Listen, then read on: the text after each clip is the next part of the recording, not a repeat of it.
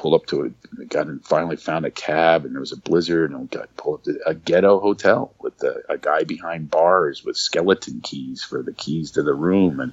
And then when we got to it was one of those elevators that has, bars as well. And it fits two people. And we go up to this room, and oh my God, my life came crashing down. I knew something was up.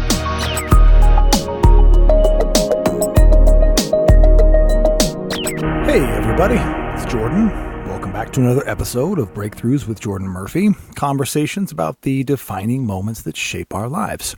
So, it's dawned on me that it's been I think I'm on my 14th episode today, which doesn't, make me a veteran by any means, but I just wanted to check in. And also I kind of realized that people have been responding very favorably to the podcast, and I'm so incredibly grateful for that. But I've also realized that I've never really come right out, at least on the podcast, because in person I'll shamelessly plug it all day long. but I've not on the podcast come right out and said, if you are enjoying this show, do me a favor and share it. Tell other people about it, share the link with them, and rate it, review it. And that's only if you like it. You know what I mean? I mean, obviously, if you don't like it, you can comment on it as well. I'm happy to hear everybody's view. But if you like it, if you are enjoying the conversation that I'm having with people, the only way other people are going to hear about it is if they hear about it from you. So now, on with the show. Today's episode is sponsored, as usual, by Amazon Fresh and Audible. Both of these are limited time offers that are available on my website. You get 2 free downloads on Audible, and you also get a $25 credit towards Amazon Fresh. Both really great products, obviously, or else I wouldn't be talking about them. But anyway, and I also wanted to say that and I say this at the end of the podcast, and I don't know, I wonder, do people actually listen to the very end once I say goodbye to my guest? Maybe not. So I thought I would put it up front also. And that is, if you have a story, which I'm sure many of the people or everybody who's listening to this podcast does, if you have a really great story, a really great breakthrough experience that you'd like to share, do me a favor and go to the website, breakthroughswithjordanmurphy.com, and shoot me an email. And just give me an abbreviated version of the story, and then I'm going to go through the ones that I get, and maybe I'll email you back and say, hey, I'd like to interview you. So why not, right? Let's make this thing kind of interesting and fun. So this is a chock full of content episode with my guest, Craig Shoemaker. So I'm going to go to the intro now.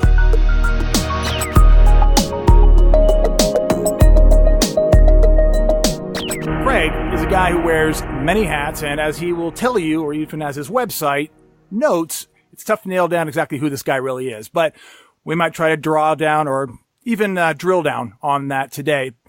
But Craig is known as a very successful stand-up comedian, actor, writer, producer, doctor, minister. I mean, I could probably go on and on, but he has taken some time out of his very busy schedule today to talk to me about his experience with breakthroughs and how he's learned over the years to navigate those sometimes choppy waters that are the breakdowns that tend to precede them. I mean, am I right, Craig? Those breakdowns, they tend to precede the breakthroughs?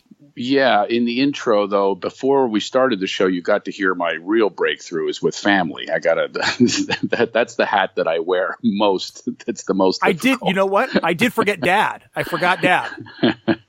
Well, you heard me clear the room. I did. Hey, everybody get out of here. I'm on with Jordan for an hour. Shut up. That's right. Very busy doing things on the internet, on the interweb. It's better than what they do on the internet. I can't get my one son off FORTNIGHT. God. I've got to send him to. Is there a 12-step recovery program for that? There should be. I mean, you and my son both are going together. We are going to do an intervention. We looked it up actually, and Jared says he's 14. He goes, that's for old people. I go, old people aren't doing FORTNIGHT. Well, you've got to get some recovery here. They really evidently. There is some science behind the fact that they have designed the game to be addictive. Oh, to the point where he steals my credit cards. It's literally like a drug. So Totally. he took my wife's credit card. We're on a vacation in Hawaii, zip lining and in the ocean and having this fabulous time. And we get a credit card ding when we got back. Mysterious, mischievous charge alert. Exactly. In the middle of the night, apparently. He's got to be doing this FORTNIGHT when we're not surfing. What did he hit you for? That was only $30. Okay. That was low, but he buys these skins. Yes. And exactly. Oh, and I know. They get them. They just it's terrible. I can guarantee you within a year there's going to be a lot of lawsuits against these game companies. Yeah, it is. It's like crack. And I literally, it's really, I find, I mean, you have 4 kids, right? Yes. And I have 3. And, it's a full-time job in and of itself. It's bananas trying to understand not only just being a dad, but having to manage not only a child who is now a teenager with hormones raging, but added to that, this social media technology, stuff that you and I never even understood. No, and of course he's at the hormone age, and we got we found Playboys under a mattress. Wow, and now they have access to porn. But you were also you were a little happy about that though, a little bit. Like, come on, way to go, buddy. It's a rough one. It really is, because you're thinking, oh, don't objectify the girls, of course, and this isn't real, and this is going to hurt your sex life. And then I start to think back at mine. I go, no. Exactly. Burt Waples showed me some pretty bad porn pictures back in the day, and I'm fine. Yeah. Well, that's exactly what it is at the end of the day. It's natural. I guess that's what I meant to say. It's one of those things where, like, this is what a hormone raging teenager does. Check that box. But you don't want to know, and you don't want to find them. I know. You don't want to be the one discovering what's going on in that room. Yeah. But he barricades it. It looks like a set from Les Miserables. He's got the chairs up against it. Empty chairs barrels, and empty tables. Kegs. Where my dad can come no more. Excellent. That's fantastic. He's got kegs on top of kegs with gunpowder pouring out of them and wine. Yeah. Yeah. He's got an older brother, though, that's also been through. But the older brother, what's weird is he's turning 20 this week, and he even didn't have access like this. Right. Isn't that strange? Do you think he's 19 and he's saying to his older brother, hey, you shouldn't be doing this. What's that address again? Yeah. For free. I know. Yeah. So it's an odd thing that we're going through, and I'm doing the best I can, and the other thing I can do is I still do stand-up. It all goes on stage. Well, that's the good news. You got a lot of material. Yeah. The catharsis goes on stage, and I just air my frustrations, much to the chagrin of my family. My son, my oldest son, we've just had him on film talking about what it's like to be a son of a comic. And it's a double-edged sword. He's got the benefits of meeting all these people on the road and, club managers and venues and fans and actually comics who are some of the brightest people around. This was his education, and he really appreciates it. He doesn't appreciate when I put him on Instagram when he's sleeping. So I put photos of him sleeping. I have him helping me promote a gig. I had him on my lap pretending he was my dummy because his ventriloquists make all the money. They win America's Got Talent. So I said, come here, be my dummy. So, don't take it personally. I said, exactly. I said, this is so daddy can buy you a new car. Okay. Yeah. So that's how I bribe him. I say, if I don't have fans in the audience, so sit on my lap. Every time I press your back, just open your mouth and I'll do the rest. Suck it up, kid. Yeah. So he did. Joining the family business early. Mm-hmm. Well, you know what? You can't say he has a boring dad. He definitely doesn't have a boring dad, and it's inspired him to be funny. He actually does impressions. He's the funny guy in the group, and he said he actually gets paid for it. I never got paid to entertain my friends. They'll shout out an impression, and he does it. He does people that he knows, and he's always trying jokes. My wife, she's very spiritual and earthy, and she took him to yoga And he walks in and goes, whoa, this must be the Sahara. Look at all the camel toes. Wow. And then she comes back to me reporting him as if I'm supposed to get mad. So I'm like trying to hold back my laugh. I'm going, I'm going to have a talk with him. Yeah, after I write down this joke so I don't forget it. Exactly. He's such a bad kid. It's terrible, honey. I'm sorry. That is awful. Where did you come up with that? I know that it is. It happens sometimes that your kids do things that just make you laugh. I mean, was it? Oh shoot! Now I'm forgetting his name. That's terrible. He's the stand-up comedian. He's Garth, Wayne's World. Dana Carvey. Dana Carvey. His stand-up recently. I'm not sure if you saw it or not, but he basically is talking a lot about his kids, and he has this one quote where he's basically talking about his teenage boy who just kind of like mopes around, just going, "Put your bullshit, put your bullshit." And I said that encapsulates my son right now. Everything is just put your bullshit.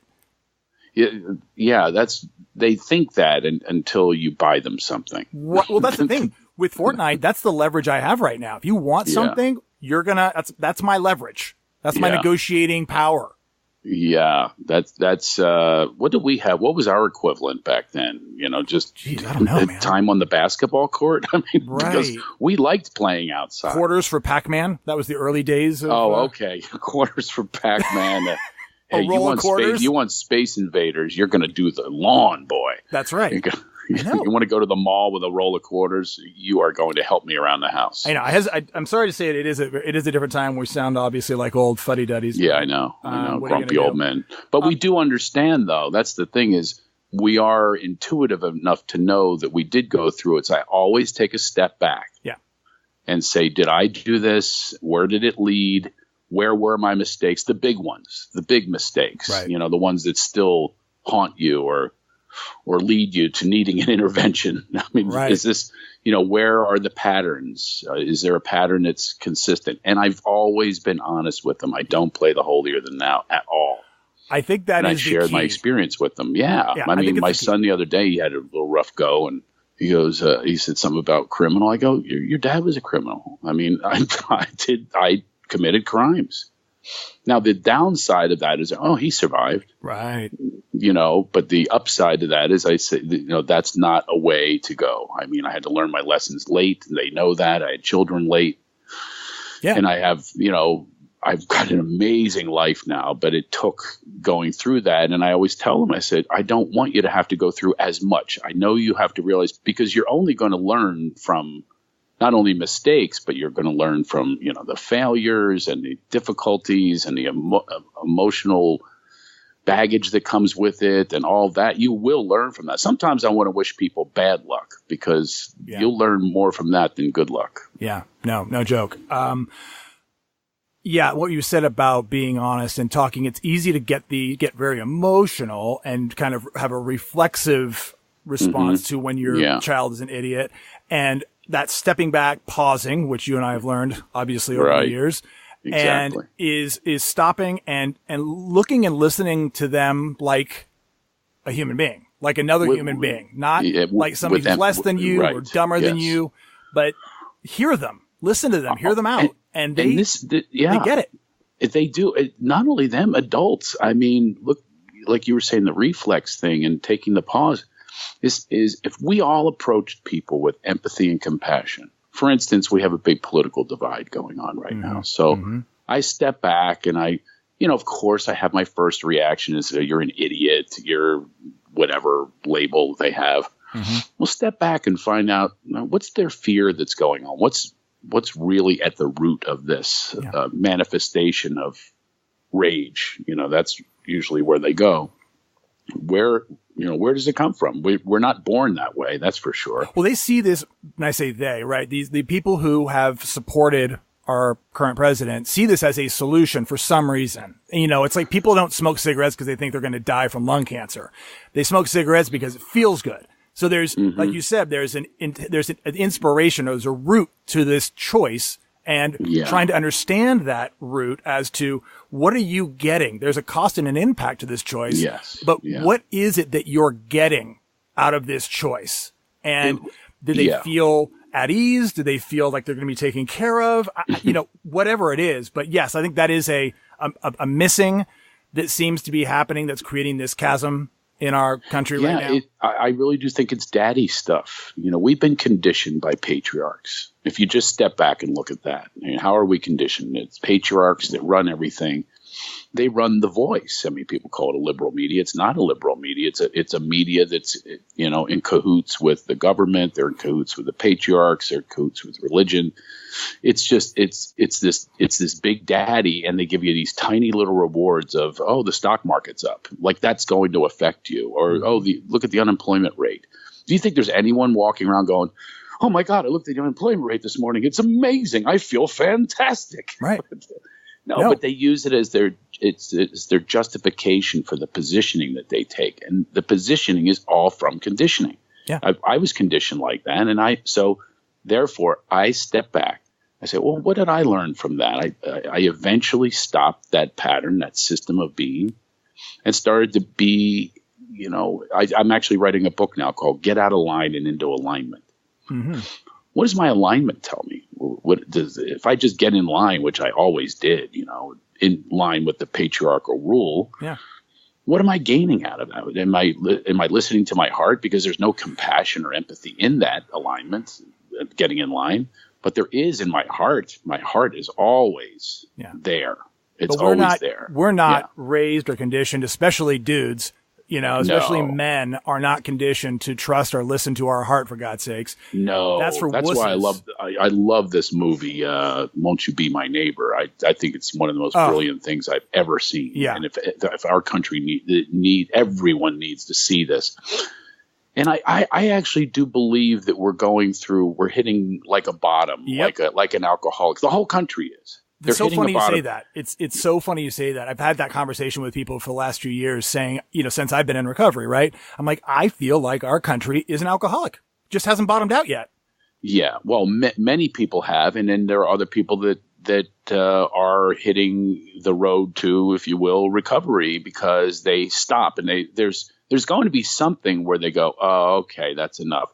Because right now, there's a certain ilk that they're the drunks at the end of the bar, and they like hearing themselves, and they tell racist, sexist, and homophobic jokes, and they go along with it. They're getting in line. They're in line with that kind of, I don't even call it thinking, but they're in line with that, and everybody else is an idiot, and everybody else is, ironically, they'll call other people, followers, or no, they're following that paradigm of this is the. I remember when I was a kid, the drunk at the end of the bar was something I aspired to be, telling the jokes, being loud and look what I have and look what they don't have and knocking down other people that, minorities or whatever it is, and to make yourself feel good. But then when you step back from that and you realize there's one day where it will happen for many, many people that are on that side of the bar where they're going to go, wait a minute, this doesn't work for me. This doesn't resonate or vibrate with my soul. Yeah. And those are the people that are going to go, just like hitting a bottom in alcohol or drug abuse. You go, okay, I've had enough now. And I'm now going to seek myself. Yeah. I'm going to now seek this self that wishes to emerge, this light that wishes to emerge, like the Wizard of Oz. She comes down, the good witch says, at the end, she says, I remember Dorothy says, there's nothing in that black bag for me. She says, you've had the answer all along. People are believing in this wizard behind, this pomp and circumstance and light show and all that. It's a big show. And people believe in it. They put their belief in it because they're afraid of themselves and their human potential. Yeah. And then suddenly she says, no, you've had the answer. All you got to do is click. It's that simple. Yeah. It's an inside to access that. It's an inside job. Yeah. It's an inside job. Yeah. There's no employment rate that's ever going to, there's no annihilating some enemy that's all an illusion anyway. Yeah. And they promote the fears just like the wizard did, and the go get me that witch, it's all the same thing. That's why it's a timeless movie, by the way. It's mind, body, and spirit, scarecrow, Tin Man, and lion, all in union. And you'll find your answers if you can find that union within yourself, your mind, your body, and spirit all aligned. You'll get your answers. And then you can get mad all you want. People get mad. Oh, you're a bunch of gobbledygook. Well, that's because you haven't experienced. Yeah. this feeling of, I mean, I walk around every day just in absolute joy. I mean, I have bad days and like everyone else. And I'm not in denial, putting my head in the sand, but I don't want to see your version of something. I'm not going to poke my head out of the sand to look at your version of what I should fear. Yeah. Because it's been done since the beginning of time. And if you can't step back and see that as well, the patterns, then that's your loss. It is you're about losing out on your thinking. life. You said that, you said the drunk at the end of the bar, like they don't, what they think about. And you said, then you kind of stop yourself and you said, you're not sure you would call it thinking. And what I think about when you say that is that I think most of us, more sometimes than others, aren't thinking, they're being thought. They're not having thoughts. They're regurgitating thoughts that are provided for them that line up with whatever you said, like whatever intention they think they're promoting. And they just gather that information and then they regurgitate it. And it's the tough. Here's the thing about this, because I agree with what you're saying, Craig, is about as far as alignment, as far as it being an inside job, is that it's not something they're going to be able to get from their doctor prescribed to them in a pill. They're going to actually have to do some work. They're going to actually have to do work every day. And that's what people go, well, fuck that. I don't want to work. I want to just get a pill and feel better. They do. And then the side effects of those pills make things worse. That's I mean, I saw a commercial for Ambien, and 3/4 of the commercial is how it could kill you. I mean, I need better sleep, not a dirt nap.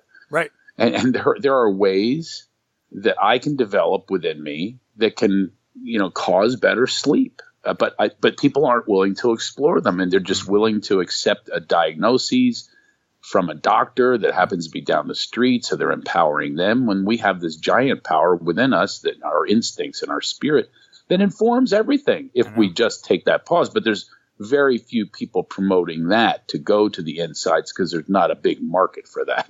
There's not even, I have this organization, Laughter Heals. Laughter is what they try to knock down and out. I mean, the FCC they're so focused on our language, and oh my God, you can't expose the kids to that. In the meantime, I have to watch a commercial in front of my children about vaginal warts and erectile dysfunction. I said, no, thanks for the Hallmark moment with my kids there, Viagra. Right. But it's okay. It's accepted. FDA allows anything. Opioid addiction has happened as a result of it, because they turn their heads. It's all due to money, and there's no laughter lobby out there.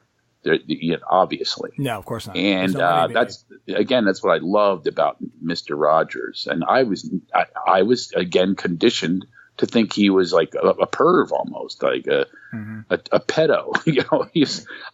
I made fun of him. Yeah. And now I'm watching this movie. I'm crying. Yeah. And I guess I'm mourning like the loss that I had of missing out on what he just was all about, love. Yeah.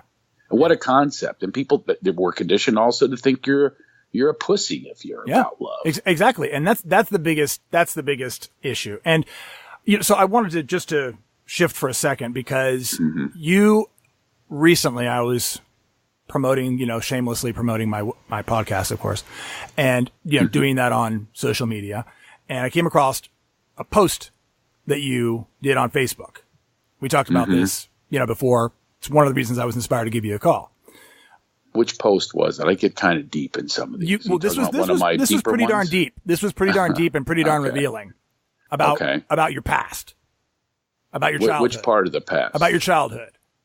Which part of the childhood? About being kidnapped, about being abducted. Yeah. I was inspired one day. I mean, I've revealed this before in other forums, one-person show and things, and I wrote about it in my book. But I just saw something one day, and I said, you know what? Why not just today? Just put it out there again, And it turns out there were many people that had missed all those other places that I put it, and I do that again, when I was younger and would hear somebody do something like that, you have that attitude of, get over it, you don't need to bring that up and that kind of thing. And we all knock the victims of things like of child abuse, we're supposed to turn the other cheek. And again, that's the patriarchal rule, is they don't want to be exposed, because the people who are pedophiles, listen, I've done a lot of research on this. They're always people that can, they serve a purpose in your family. whether it's money or the little league coach or the priest or someone you empower. Mm-hmm. You don't want to see it. So we go into this state of denial. And then part of that denial is to kill messengers. That's the immediate response that people have when you bring up anything that's against them getting in line and believing things that they've been taught to believe. If you challenge those beliefs, their first instinct is to kill that messenger. Right. Conspiracy theorist, whatever it is, they'll call you to knock you down. And then they'll see if you're going to stand. And I just stand in my purpose. And my purpose is to help others. And what was your, what was your experience when this happened when you were younger? Yeah, there was a guy, we let him into my life because I didn't have a dad. Very often, that's the other profiles they prey upon.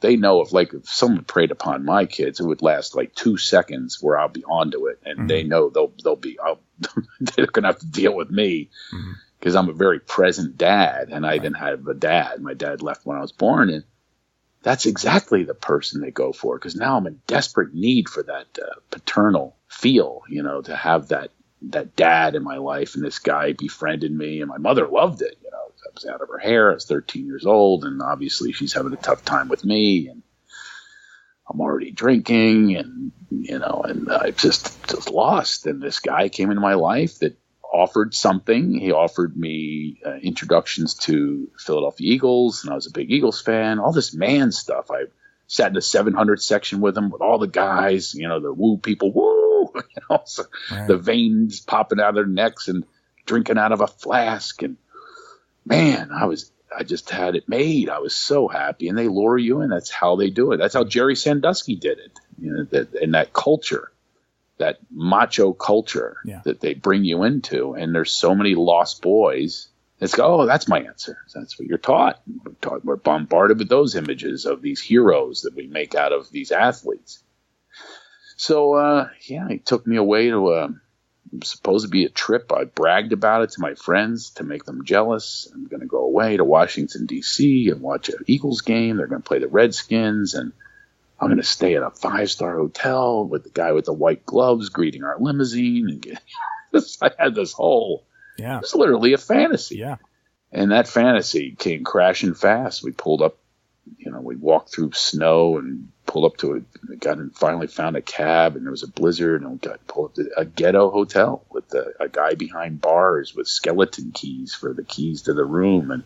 And then, when we got to the, it was one of those elevators that has, bars as well. And it fits 2 people. And we go up to this room, and oh my God, my life came crashing down. I knew something was up. I still went into denial and started talk him out of his agenda. But, he held me in that hotel room for 5 days, and there's no phone. And it was a tough time. But, what I said in the post, I think, was that guy cannot own my soul. I can't let him affect my life. I mean, I've forgiven him. How long? He was a little boy at once. That's the thing when adults do things. That was a little boy that had something happen to him, obviously. So, I mean, I know it sounds weird, but to have compassion for that little boy and anybody that does anything, they were once an innocent child of God. Every single one of us. I think that it's very, very difficult for people to hear. I'm in agreement with you on it, but it's very difficult for people to get to that side. So I'm curious. They go to they're evil and of course he's doing it, but you can't get much more evil than what this guy did. No, absolutely. You were 13 years old. I'm not forgiving him and saying that it's okay. I'm certainly not condoning the actions, but for my own heart, I have got to say I have to forgive him because it's like he's not going to be the warden for my prison. I have the key to getting out. Ultimately, I have the key to freedom.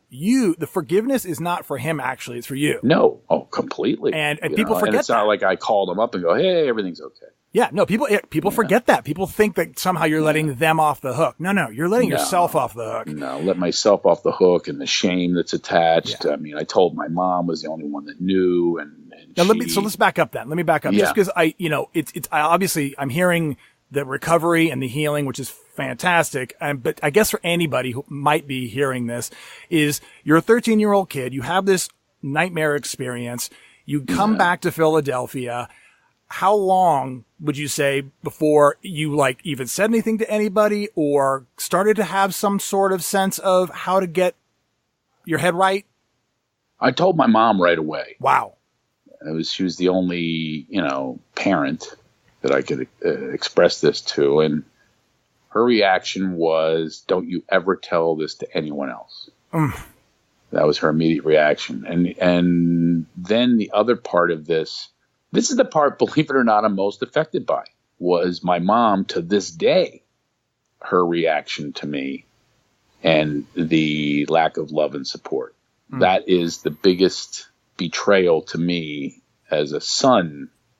That's the most difficult thing to accept. You have to get into acceptance about everything in life, and that's when we get our happiness, is when you can accept it. And that's been a tough one for me. To this day, I work on that, and because it's still there with her. And I will tell you, she did the one time, and my mom's not one, she's one of these people that's very image conscious. Everything's about what other people think. And that's why she said never tell anyone that, because it's a reflection on her, that she let it happen, all that. And this was your mom who was very spiritual and salt of the earth, right? No, that's my wife. Oh, your wife. Do not want to mix those two up. Oh, no. This is. Do not want to mix those two up. No, my wife is everything that I always wanted. Would never go for, because again, that's what's odd, is I wanted to please my mom. My mom's paternal, basically. She goes right along in alignment with, she lines up with all of that stuff that we're taught and conditioned. So she left you holding the bag at 13 years old, emotionally, psychologically. No, she got mad at him, not because of that, because he called her at 3 a.m. looking for, I remember, I'll never forget, can you believe he would wake me up at 3 o'clock in the morning? I'm going, I wanted to say, can you believe he kidnapped and molested your son? Right. So I wanted to say that, but I didn't say it. It's your mom. So how long was it before? How long was it? So you go off into your life. You're supposed to have relationships. and my life took a tailspin. Right. I mean, I got into heavy crime, heavy drugs, heavy drinking. I mean, everything. I would destroy people's property. It was my big one. I hated rich people. I resented them. I resented so many things and so many, people and groups that I just went off on, and I would join other guys thinking that this was male bonding that I was seeking, and it would be, just everything was about the party, and everything was about, my connection with others was through violence and through destruction. Right. And again, what do we see on television? But there's a reward for that. And there's an illusion of a reward. It's never there, and you keep seeking it. I remember smoking pot too, and I always wanted to be not to compare the two, but I always wanted to be the stone guy that was smarter. So, but like there are these comics that they would write their material when they were high, and you go on stage high, and it gave them whatever it was. Chemically, though, it didn't work for me, and yet I tried it again thousands of times, thinking I'm going to be that guy. And I could never be that guy because I'm not that guy. Right. And I would get paranoid. It never worked for me. Pot never worked. Now I'm a huge pot legalizing pot advocate to this day, but I don't smoke it. And but I could not believe how I couldn't get this. And that's among many things, the seeking, getting laid. I thought the next one's going to work. The next one's going to work. And how many times I'm lying next to that bed and I'm next to someone in bed going, I hope this is female. I just wake up the next day. The last time I had a drink, I woke up in my sister's futon, a fold-out futon, a sofa bed, and with a box spring poking me in my bare ass. And next to this rolled-up woman, right. I just went, oh, that's it. And I think I'm done. So, and then I was done seeking those outside things to to fill the void, to fill that void. Exactly. That void that's never going to get filled. And it's such a shame that, we share the experience of recovery and the ability to have that realization that it's just this bottomless pit that we think we're going to fill with drugs, alcohol, sex, shopping, whatever ism we're trying to fill it with. But it's such a bummer. I always find that it takes being an addict or a drunk to find the 12 steps of recovery to actually get that answer. Many times. It's for everyone. I agree. It gave me the tools. I mean, I agree. Even if I didn't drink as much as someone else, it doesn't matter the amount, but it matters that we all have a spiritual malady. Yeah. That's what, and acknowledging it. That's what we need to heal. It should be a class in high school. Oh, I know. Don't get me started with that. I mean, Honestly, they learn all you learn in high school, all you learn in school is memorization of what they want you to remember. And they want you to remember Christopher Columbus, that in 1492 Columbus sailed the ocean blue, the Nina, the Pinta, and the Santa Maria. Is that amazing? I can repeat that at this age, and it means nothing. It's meaningless. The only meaning is that they want you to to say that this white guy discovered a land, and nothing about the destruction or the raping and the pillaging. None of that. Exactly. There's none of that, and don't even bring it up. Exactly. I mean, don't even bring it up. So I'm going as a conscious human being now, and if anything, that's what this recovery did. Is it just led me back to myself, like Dorothy. It just led me to my true self. Says, whoa, wait a minute. You can't just discount that and not talk about it. And you definitely can't have a day to honor this guy that absolutely annihilated entire cultures of people. I mean, it's baffling to me how we do have this memorization and repeating of that. Yeah. And I became smarter once I stopped that and started getting more into the human condition, is when things got smart. Yeah. But according to them, you're smart. You get an A if you repeat. It's lather, rinse, repeat. That's the society we're in. You and I could probably basically tear this thing apart for another hour and a half. It's because I think it's also because we have kids. We're very in it also, and I'm very mindful of having conversations with my children to talk to them about what are you learning, what are you what are they sharing with you, such that they don't have. I mean, the memorization part of it is absolutely a part of what's happening, and then it's also just this learned experience of survival. Just please let me get through this. And the last thing I want my children to be is in fear or anxiety or doubt or concern. And there's no tools in school for that. In fact, not entirely. In fact, my kids' schools do have, which I'm happy to hear, moments that they take during the day that are, I would call them spiritual, peaceful, being present moments. Well, that's good to hear. But they line up. I walk my kids to school. They line up and they pledge allegiance to this representative of what's allegedly our country. And many bad things have happened with that flag. And then people go immediately right to the denial of many good things have happened. And then, well, you want to go somewhere else? Why don't you live somewhere else? And all that. No, I just want to live here, but make us better. Yeah. Make us more conscious, encourage that consciousness to happen. That's what they don't understand, because they're so conditioned to respond like that. You can't say something against the flag. It's treason. I refuse to do it. Yeah, exactly. I refuse to do it because I say to myself, I know this doesn't line up with me. This doesn't line. I'm pledging allegiance. Something was written a long time ago. It makes no sense. It's not a centering. So what I do is, with my kids, I center them. I center them in things of purpose. We do a gratitude list since they're born, since they can talk. Yeah. Around our dinner table, we start with a gratitude list. Yeah. And we're watching the debates last year. I'll never forget it. My son was 7 not last year, a couple of years ago, president. And my son says, out of nowhere, 7 years old, he goes, "What's up with Mr. Drunk?" Wow. Because he saw the manifestations of a drunk person. Yeah. Attacking others in his own party, by the way. People forget that. Bullying. the bullying that's going on. And this kid and I was so proud that he said that. And that's, by the way, people who politics, you can't talk politics and religion. You know the reason for that? So the political leaders and the religious leaders can stay unmonitored and unvetted. That's why they don't want you to talk politics and religion. That's why they've set that into our brains and into our consciousness, is to not talk about it. No, we should talk about it more than ever. But the thing is, I always say about, Donald Trump, first of all, I do have experience with the guy. And the other thing I always say is, what's he teaching your children? Do these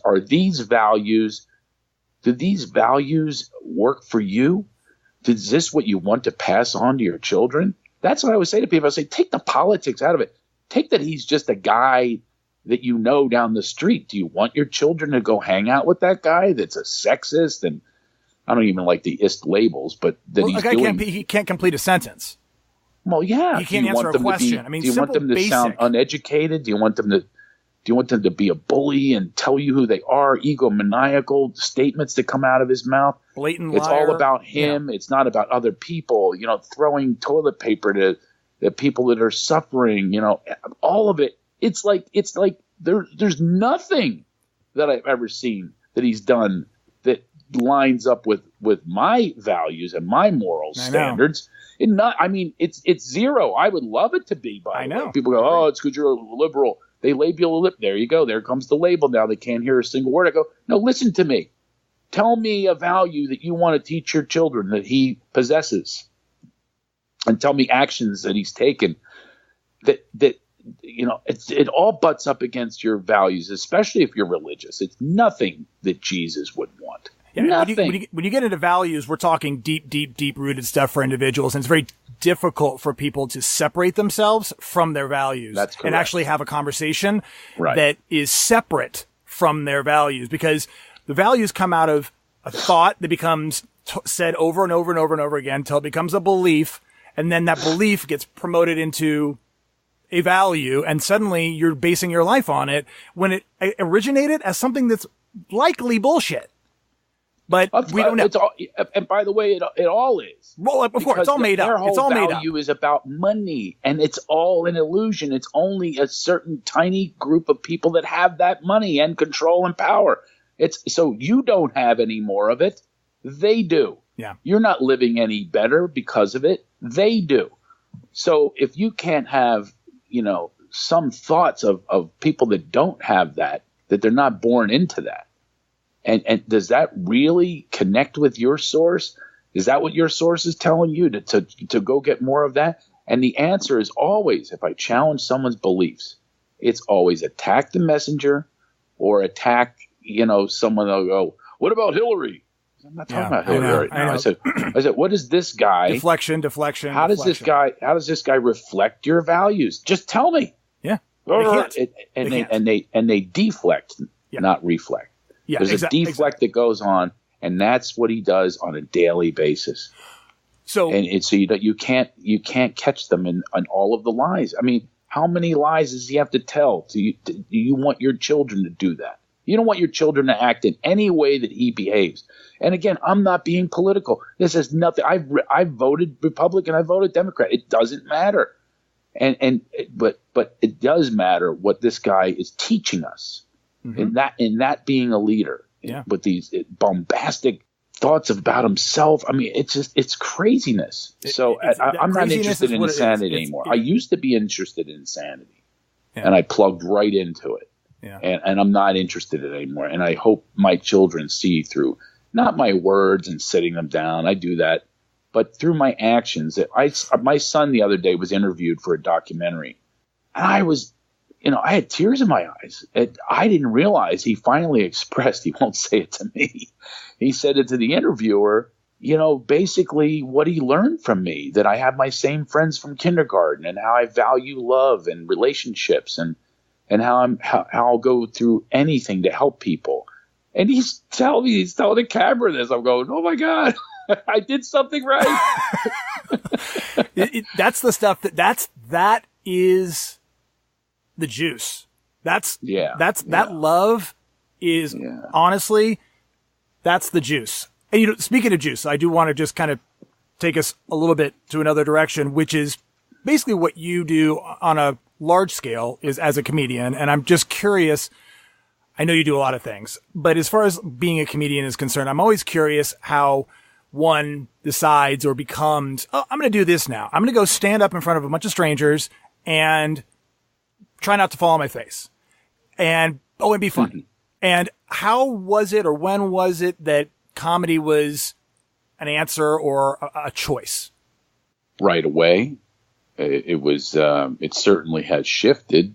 The purpose shifted a few years ago, but initially it was to literally, find love, and what I thought was love, and attention was love to me, and accolades was love to me, and these are pats on the back that one hopes for from their parents, and it was not coming. The audience clapping and acknowledging your presence. That drug is what you were seeking. Yeah, and that was to this day. My mom's never said "I love you," and my dad said it once. I'll never forget that day that he said it. I was visiting him, and he said it, and wasn't enough for me. But that's who I was at the time. But every stage is like, will they love me? Will they love me? And I think it propelled me into being. This is in a bragging way. I became like a really, really good comic, and longer shows than any other comic. But basically, it was all from desperation. Right. More, please. This is my lifeline. Oh yeah, more. I mean, I do 90-minute shows. I think the only Netflix Showtime special that was 90 minutes was mine. I cannot stop. I have to put this in. I can't not give them everything. I can't. What if I take that joke out, even if it's old? But somebody out there that's going, how come you didn't do the Pez bit? This is my thinking. And as I do these, there's just, I have to more. I'm a more whore. Yeah. When was the turn? Or has it turned? No, I'm kidding. That's something I work on. It's all an evolution, and definitely even the awareness is an evolution. And it definitely turned purpose-wise on the needing to get laid from a waitress. All that kind of stuff was another form of love that I would seek. That definitely happened. My big ha-ha moment was I kept getting all these people that would come up after shows, and their thank you was a little different. It was, and I started to notice it. It was a blur at first, and it was like, yeah, thanks, yeah, cool, yeah, go see my next show, sign up on my mailing list. And then it became, wow, you had an effect on them. Mm-hmm. And a very, very significant effect in some cases. I had people that kept coming up and say they couldn't conceive a child, and they did after my show. So wow. The guy pretended he was the love master, and I guess things loosened up. So those were the first indications of what laughter was doing to these people. And like I said, I do long shows, so it's a big laugh, and they're hurting their stomachs, and they're releasing all this tension, and make them forget I never talk about politics or make them think too much either. I share my experience on stage. That was a big switch also, as I stopped performing and started sharing. Yeah. And that was a big one. That one happened back in the mid-90s. So these people were getting pregnant and everything else, and someone else, I stopped my show and I said, what's up? And they said, we're celebrating because our daughter had leukemia, is in the hospital. She listened to your CD every day, and we're here celebrating with you live, and here she is. That was a big one. And I went, I had to stop, and I had a little tear in my eye, and I just had to as you said, pause and just let that in. Yeah. It's hard for me to let that in. And, this is a guy that did not have that growing up. So to let that in is a big leap for me. And then my friend Michael Goldberg, again, we bond through laughter. He wrote Cool Runnings, Little Giants, great comedy writer, and he's a funny guy, directed me in the Love Master movie. While we're filming, his wife is ovulating. And I said, hey, do the Love Master. I'll go get sandwiches. And I left them in the condo, and sure enough, baby Kayla was conceived, born 9 months later. And that was a big one. And I went, wow, see, it does. Boy, this laughter's something else. And then a year and a half after that, he got brain cancer. And they said, you have 3 months to live. And he's got this year and a half daughter. And that was it. That was the moment. You know, if I'm going to point to any giant significance in my life, it was that moment that I formed Laughter Heals at a cancer facility where an ex of mine was running it and still there, and We Spark in the Valley. And I started these programs, these laughter programs, Laugh for Life. And this doctor would come up from San Diego, an oncologist, and we helped caregivers. And gold showed up in all of them, you know, and in this development of really what does laughter do? Is it the best medicine? These are the queries. And he lived 15 years past that 3-month prognosis of death. And I was there for, when he was dying and at the end, and made him laugh one more time, took him out of a coma, and he laughed, and I loved it. And that's what I left him with. That's my memory of him, is that one last laugh. We had a great celebration for him, for his life. We laughed. We roasted him. He's dead, and we roasted him. Oh, my God. It was so much fun. We had a funeral, not a funeral. And so, yeah, that was a big one for me, is his process, and just my connection with him was very divine. I loved him, and I was there for him no matter what, and I really became a true friend to someone. That's when you are a true friend, is when you can. I would leave my family to go help him. I was with him a few days at Duke Hospital and all that stuff. I mean, just going above and beyond. And most people, when they think about being generous or contributing time, I realized this for myself over the last few years, as far as like being of service, giving back. I had to come to terms with the fact that giving back isn't always necessarily convenient. That's kind of the point. And the idea of going above and beyond because it's what is to be done is ultimately the greatest gift we can give. And especially when you're giving it to someone like that at that period in their lives. And I'm clear that you probably got tenfold out of it, Yeah. I'm talking about resting in peace. I'm in peace with him. Yeah. I'm a big time. I have a really good feeling about those 15 years. Well, and the thing is the ability to be able to get what I call complete with someone. Like, there's nothing else to be said with that man in your life. You know what I'm saying? That is true. You've said everything there is to say. Yep. And all that was left was probably, I love you. And if you can have that kind of completion with people in your lives, you're going to have a good life. It's not always easy to get there, but I always find that the ones who you're having the hardest time getting complete with are the ones you need to get complete with. Yeah. Well, my parents, that's a tough one for me. Both don't speak to me for many years.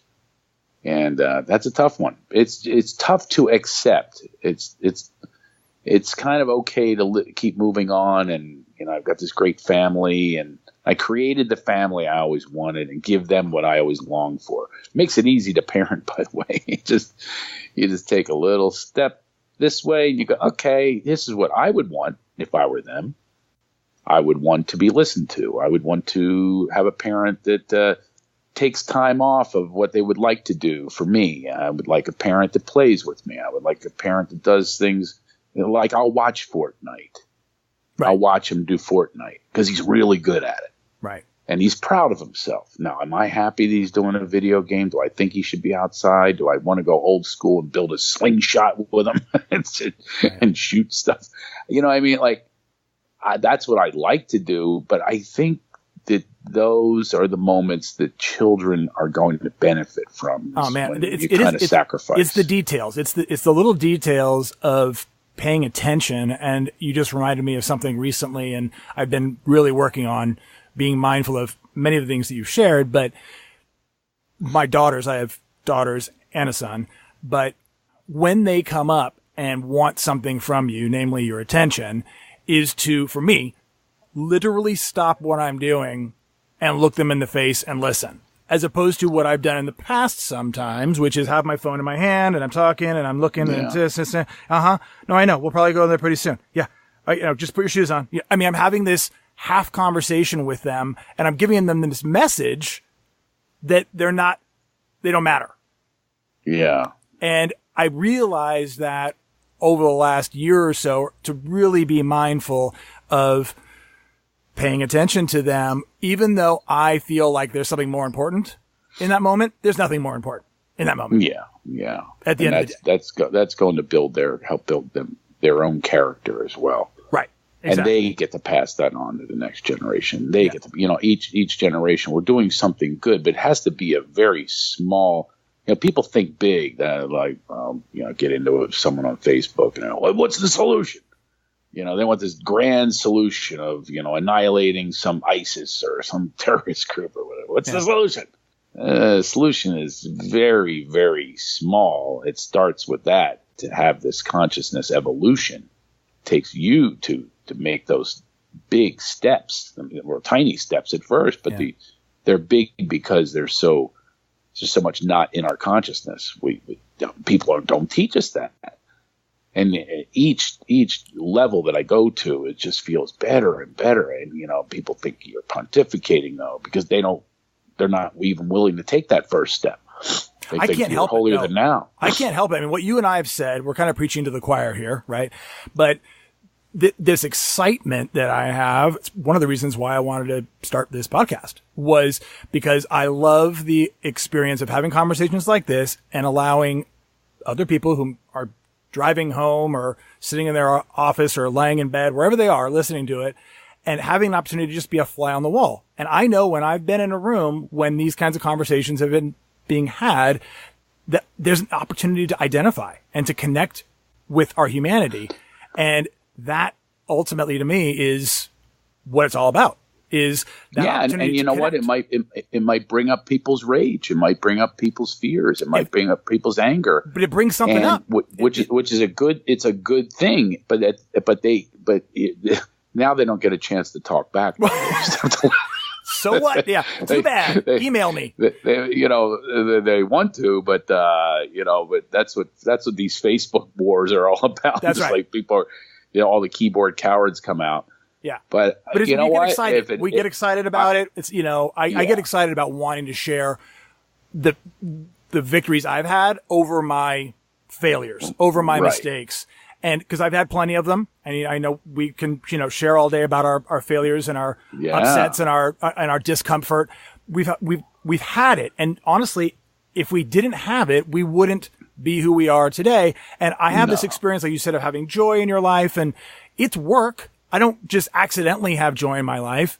I mean, sometimes I do, but to actually generate that experience is what I believe is part of life. And that practice of consciously writing a gratitude list down, that takes something. You have to stop. You have to actually think about it. You have to dwell on it. You have to actually feel what you're thinking.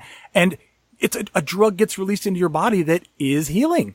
It's healing. That's exactly right. And that's why I started Laughter Heals, with the Gold's inspiration. I started it.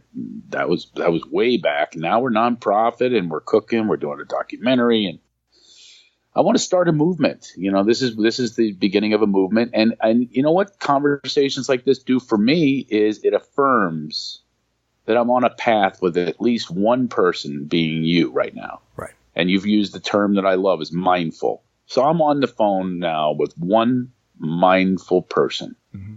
And I know there are many, many more out there. I find them all the time. And now, instead of going the other way of trying to convince people to like me, I'll find the people that are like me. That's right. And that's right. No, it's true. It's true. I started. By the way, that sounded like a quote. Should I write that down? I think you should. I recorded it, so you won't forget. Oh, good. Yeah. No, but I think you're right. Please send me that quote back. I'll never remember it again. No, but you're it right. sounded like one of those things you'll find in Bartlett's familiar quotations. I probably couldn't even repeat it again, but I love my life now, and I go to work now. I just open up these studios. I've always loved producing. producing TV or film or whatever it is. And I love mentoring comics. And so I built a studio that's with these other people that are very similar in purpose. And it's down the street. Oh my God, I'm having the time of my life. We had an open house, and I told you I love people and relationships. It was supposed to be like a few people. We have a screening room. It was supposed to be a few people, an acoustic set. And I said, let's do a jam. And in our parking lot, the Bangles and REO Speedwagon and Kenny Loggins all jamming in our parking lot, telling stories. I'm just going, oh my God, I'm living life, baby. These are all people showing up because I have somehow, and my new partners who are really, really keyed in on the same stuff I am. Well, I was at their house yesterday, barbecue. They're having people on zip lines. Their kids are playing on slip and slides. I'm having the time of my life, sharing my tomatoes that I grew in the garden. These are the things that if you told me years ago that this would give me the most pleasure, I'd tell you you're an idiot. You were off base. You're a whatever. You're a whack. Yeah. But I get such pleasure now. And then I was able to gift people this concert, this one-of-a-kind concert in our parking lot. That being the beginning of this, of producing so many things that we're going to do now. My life is beautiful. And I'm going to tell people that it's beautiful. And, let's all get on board together. Well, like you said, we kind of sing it from the rooftops, right? I've got this podcast, you're doing your producing of this with your team. There's, like you said, you and I are having a conversation. So there's at least one other person who's interested in this conversation. Yeah. And I always feel like if I'm interested in it, the likelihood is that there's a lot of other people who are interested in it. So I'm going to go out on a limb and I'm going to broadcast that I'm interested in this with the intention of attracting other individuals. Exactly. But because I believe this conversation creates a vibration. It does. And I would prefer to be generating a vibration that feels good. And that's kind of what inspired me to start this. Was I remember a friend of mine and I were talking. In fact, I interviewed Kate Somerville as one of my first interviews on this podcast. And she was very generous in sharing with me when I was sharing with her about my recovery stories. And she was like, oh my God, you should write a book. I'm like, I don't know. I'm not a really big writer of books. And the podcast kind of came from that because what I realized was I was having conversations with people on the phone, friends of mine, family, having conversations like this. And I would get off the phone and I'd be lit up. I would be elevated. I would physically feel great. And I was like, wow, I need to do this more often. And maybe I can do this so that others can experience it too. What would that be like? And it was literally like, maybe we'll see what happens. And that's what the podcast became, was why not? It feels good to do it. So why don't I do it?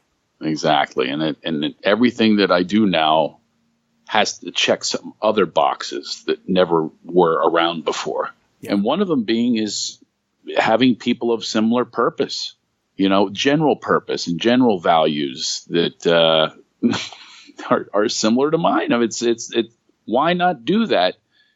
I used to go for the image conscious. That was the whole thing. Everything was about the outsides of what I thought were the outsides, and they were not matching what was going on inside.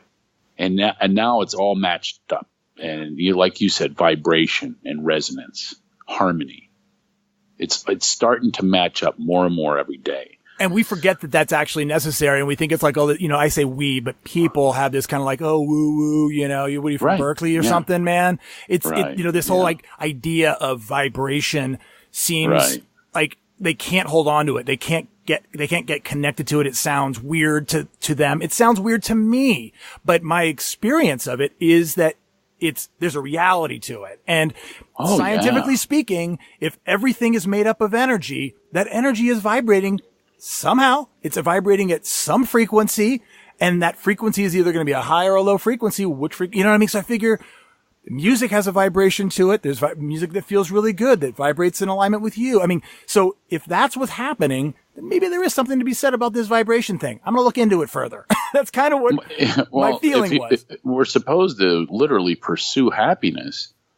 Those other ways of living, there's no happiness. I don't know anyone happy.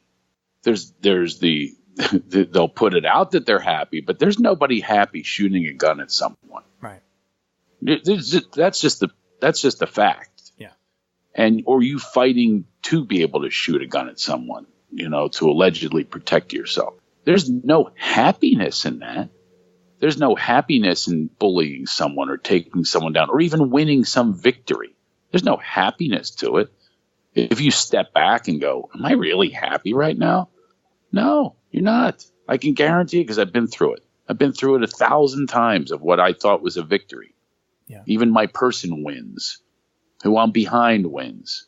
Am I happy? No. Yeah, and if you I know when I'm happy. If you straight up ask somebody and hold them to account about where they really are, and if they say, yeah, I'm good, I feel great, really, how are things going? And you really start to drill down a little bit, it's difficult ultimately for people to bullshit a bullshitter. I mean, I'm saying from my own experience, like I've been there. I've done it. Yeah. I've tried to pretend that all was well. I've tried to pretend that to look good, literally. Mm-hmm. Like I used to be really, really good at looking good. Sure. Like that everything was fine on the outside, but on the inside, I was a mess. But I got so good at keeping up appearances that it wasn't until the facade started to crack and honestly, literally just kind of took the wind out of me that I had to, actually took me to my knees, more or less, that I had to wake up and say, okay, this isn't working. And unfortunately, that's kind of when people say, how you doing? How's this doing? And well, I'm not really happy. Well, what are you doing? Or they tell me what they're doing to find happiness, to find satisfaction. And I just say, how's that working out for you? How's that working? And I know for a fact. Now, we're a lot about money in this country. We're about this idea of money and taxes, and that's going to make you happy and all this kind of stuff. I know a lot of wealthy people. Hey, I've made a lot of money. I mean, I came from poverty. I thought the word evict meant move. Like, look, mommy, here's the eviction truck. It was like, we were. I ate, chipped beef on toast and lima beans out of a can. Just no shower. We had no shower in our house. I had to wash my hair in a sink. And, moving home to home, rental apartments, houses.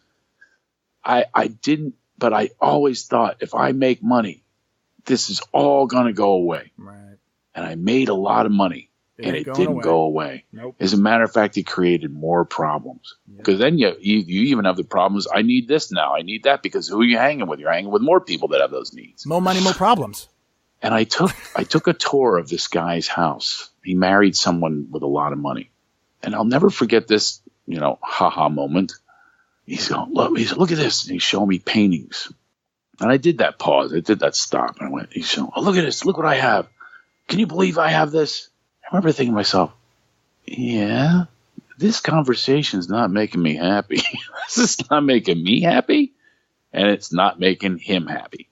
There's no one that's gaining pleasure from showing their stuff. And that's what we're all about, so much about stuff. Look what I have, look what I have, look what I have. Facebook, look at the photos of what I'm doing right now. Look at this. Instead of taking in a concert, I'm going to actually film the concert as if I'm interested in seeing a concert out of your iPhone. Yeah. No, I'm not. And nor are you ever going to watch this ever again, unless it's something just spectacular that happened or whatever. It's a memory. But I can guarantee anyone that's listening that I've had the money, been around the money, billionaires, and they are not happy. They actually are the opposite. They want more, to the point where they will bully their way in, they'll con their way in, they'll lie their way into more money, and they abuse people. And there's absolutely such a lack of love. It's not at the top of their list. It's not even on their list. They think you're woo-woo. One of my goals, by the way, is to, spiritual people, by the way, are very much off base often. They think you have to sit on a rock in Sedona to have spirituality. They discount comedy as a spiritual methodology. Who does? And spiritual people. I mean, that's a group that I've hung with too, by the way. Right. There's not this group that has this Shangri-La either. I mean, I've been searching a long time for these groups, and it's pretty rare. When the spiritual people, I don't want what they have either. Mm-hmm. because they've got this, they don't know who they are often, and they just repeat. They also repeat what they see hear in a book or what they, or some. Sure. So it's the same thing. So my goal is, and then the comics are very cynical and skeptical, and they're from their heads. And it's very sarcastic and, the tearing of flesh.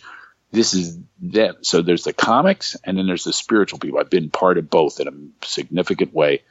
And my goal is to build a bridge from the woo-woo to the ha-ha. to take the woo-woo people and tell them, get off your rock in Sedona. You don't have to have enlightenment through these pathways. You can go to a comedy club and laugh your ass off. If you don't like the joke because you think it's off color, then move on to the next joke. Let's not make a big deal out of it, okay? And then you can have happiness in your life, because you're not going to have happiness by attacking others. They're attaching Me Too tags way too often now. It's a great movement, should happen, but there's got to be some due diligence, and you've got to look at yourself in the mirror as well. So if that's what it's going to do for you as well, for you to reflect on your Me Too moments, because everybody has them. If that's what it's going to do, but don't be attacking others because you don't want to look at yourself. So that's what happens there and what happens to the other. So I want to build a bridge to have a union of everything, of humanity. Well, it's all parts of humanity. I look forward to the ribbon cutting ceremony for the Woo-Ha Bridge. And I thank you, so much, Craig, for taking this much time out of your day. I know you're busy. How much time did I take? How much was this? Oh my God! Look at that. About an hour.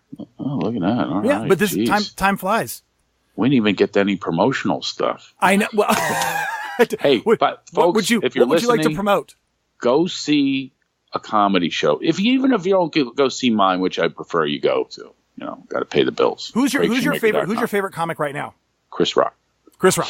Okay, got it. So check out some Chris Rock. Have a good laugh. He digs down deep. He's great. Chappelle's great. Yeah, love Chappelle. Yeah, I mean Chappelle opened for me when he was 14 years old in Washington D.C. Wow. Have you heard of Bo Burnham? Oh, sure, absolutely. I mean, you guys obviously, because you're in that circuit. Obviously, I don't know. I know a handful of comedians. In fact, actually, I don't know if you know John Reap. Of course. Yeah. Just did an interview with him recently as well. And so either way, I was listening or watching the new movie 8th Grade just came out, and Bo wrote it. And and my wife mentioned, and he's a stand-up. And I was like, what? And so we watched his stand-up, and I love watching new comedians who I don't know who they are and just being wowed by their creativity or their perspective. And like Tig Notaro, for example, huge fan of her perspective and just her delivery and her tone and the whole thing. But anyway, so as far as promoting, I think what we're promoting here is the idea of laughter. Go get some. I'll go to laughterheals.org where we have a documentary. We'd love if people contributed to it, get a T-shirt. Any little bit helps. And we're taking 7 patients with various illnesses through our laughter programs. We just started filming this week in San Diego. It was awesome. We worked in a cancer facility, and the caregivers and it was just amazing. You can literally watch people's transformation take place. You can literally see them glowing after they do the laughter. You can literally see their fears dissipate. It's absolutely incredible, these powers that we have from just accessing those humor spots in our consciousness. It's breathtaking. Yeah. And it's good for your breath, by the way. It's good for your lungs. It's good for your circulatory system. It's good for everything. Laughterheals.com. I'm sorry, laughterheals.org. Yes. You go there, and then CraigShoemaker.com if you want to get your medicine. I'm performing all over the country. What area are you in? I'm in Studio City. Oh, Ice House, Pasadena Ice House this weekend. I'll be in Borgata and Atlantic City coming up, and New York City, Caroline's, August 8th, August 3rd at Borgata, and then I'll be back. I've just got to, I just keep touring around the Johnny Laughter seed and planting those seeds. But if you are listening and you are offended, just know that I say nothing like this on stage. There's nothing. I do not approach this stuff. Jordan brought it out of me. Yeah. So you can blame him. Jordan made me do it. Yeah. Yeah. I go on stage and I am your puppet on stage, folks. So I love making people laugh, and they do laugh at the show. I can assure you that they're that body parts that are hurting, and I just believe in this celebration when I go on stage. I don't want to get political. I don't talk 1 ounce of politics. I had one joke where I said the word Donald Trump, and people are like, they have that immediate, just knee-jerk response of, ooh. Yeah. And it had nothing to do with, it was, I did a Love Master line. The Love Master, I do this character, this Lothario pig character. Yeah. I've been doing for years. The Barry White people, deep voice. People know me as that. He's the guy. I developed him because every girl that would use the F word with me, friend, they always went for jerks. So I gave him the jerk. Oh, Love Master, baby. I'll be your friend, baby. I'll love you so good. Your neighbor will have a smoke, baby. And here's the line that got a, ooh. Oh, yeah. One night with me, you'll be shaking like Donald Trump at a Mexican hat dance, baby. Oof. Right. So that got a ooh, like I was offending Trump. It's what he says, and it's like, oh God. I know. Damn you for telling the truth, Craig. Yeah, damn me for telling the truth. And the truth is funny, but I mostly talk. 98% of the act is my truth and things that have happened to me. There's no one who can deny your experience and your truth. There's no one who can deny it. They can't say that's a stupid idea, because it's not an idea. It's what happened. And you can get whatever you want out of it. And hopefully it's a big old guffaw, a grin, a giggle. And that's what I'm out there promoting. So the Love Master on Twitter. And I would love some more followers on Instagram. Craig Shoe. My son rips on me for how few followers I have. Oh, speaking of your son, I think it's funny the irony here that, at the beginning of this conversation, you were talking about having him play your dummy, and now you've just admitted that you are actually our dummy on stage. It's just full circle. That's what they call a callback, nobody right? With their hand up my ass. There's nobody. Is that what they call a callback? Isn't that what they? Yeah, that was a callback from a while ago. That feels like days ago. From 1984. Yeah, absolutely. You're good at that. I love callbacks, by the way. I'm the king of those. Love them. But just go to Craig Shoe. My son claims I don't have followers because I post like a mom. He goes, nobody wants to see your kid pictures. Why don't you let your son have your Instagram channel for a couple weeks? Funny you should say that. I did. Oh, I did. I called his bluff. And he goes, oh, you can do better. I go, okay, there you go, and I'll even pay you. Yeah. So according to him, he's going to get me verified and everything, which I am on Twitter, but not on Instagram. It's tough. But hopefully after doing your show. That's right. I will have so many followers that Instagram will be calling me to be an influencer. I'll be an influencer now. That's right. The influencer. Yeah, that's what they're looking for. But real pleasure hanging with you. Thanks, Craig. If there's one person on the planet that I can connect with, you were it for an hour and a half. Awesome. I think it was an hour and a half, by the way. But I look forward to when you post this. Do you post it right away? No, I will keep you posted about when I post, so that you will be present to it and be able to share away. You got it. But thank you so much, Craig. I really appreciate it, man. Great conversation. And thanks everybody for listening to another episode of Breakthroughs with Jordan Murphy. See you next time. See ya. Today's episode is sponsored by Audible.com and Amazon Fresh. Check out those promotional giveaways on the front page of my website. Stay tuned for more episodes of Breakthroughs with Jordan Murphy. Check out my website at breakthroughswithjordanmurphy.com. Stay connected on Instagram at Breakthroughs with Jordan and Twitter at Jordan D. Murphy. And if you have a great story to share, as I'm sure many of you do, go to my website at breakthroughswithjordanmurphy.com and shoot me an abbreviated version of your story to my email. I'll give it a read and maybe share a couple of them on the show.